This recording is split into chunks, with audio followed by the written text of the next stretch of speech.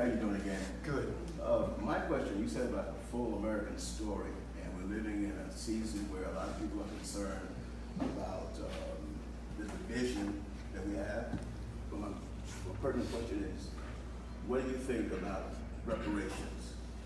Because that's, I will tell you, that's a topic of discussion that will galvanize and invigorate younger people. And it's not a racial thing, make it white against black, but it's showing that the full American story needs to include some of the atrocities as well as what history has done. So I'm just curious about your feelings about that.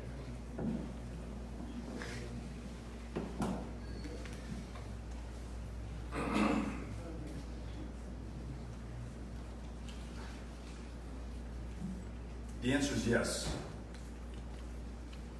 We must repair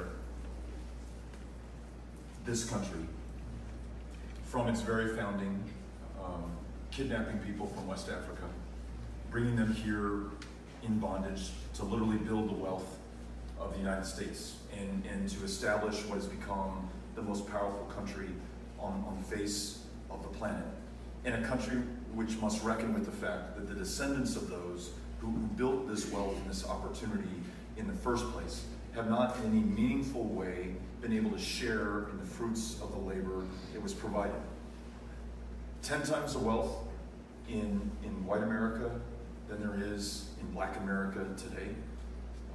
A gross disparity in criminal justice where we imprison more people than any country on the face of the planet, and they are disproportionately comprised of people of color.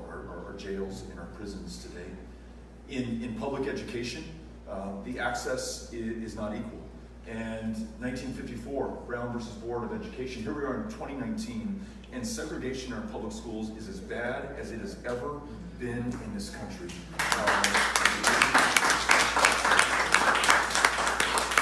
Healthcare outcomes, we know that we have a crisis in infant mortality and maternal mortality. In infant mortality, the discrepancy between white America and black America is greater this year than it was in 1850.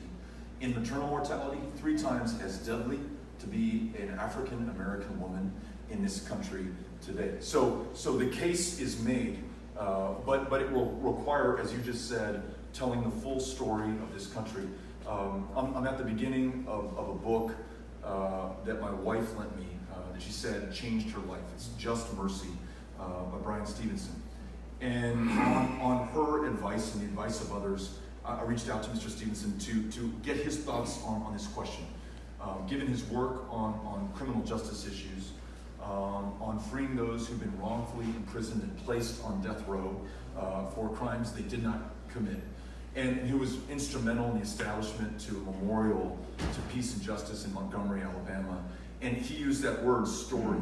He said, until we tell and every single American learns the full story of this country, we will never be able to get to repair or to reparations or to stop visiting this injustice on future generations. I could not help but notice in the rendering for the memorial to Harriet Tubman, you have this beautiful sculpture, and the 5 people represented looking at that sculpture are all white Americans.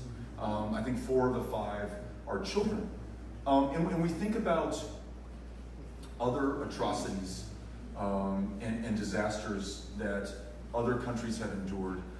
You think about Germany post-World War II. Everyday Germans were forced to go to those concentration camps and see what was done in their names so that they could not deny it. In South Africa, you had truth and reconciliation after apartheid. After the genocide in Rwanda, both Hutus and Tutsis were made to know and be able to share the full story of what had just happened in this country. Today, we know this. White America does not know this story. It took Queen Quet telling me about Harriet Tubman leading Americans into battle for me to fully appreciate that story. That is something that I should have learned in my textbook in 3rd grade at Mesita Elementary in El Paso, Texas. So the answer is yes. The path there, though, has to come through telling, learning, and sharing this American story with everyone. Then I think we define what reparations look like and how we begin to make that repair. So thank you for asking the question.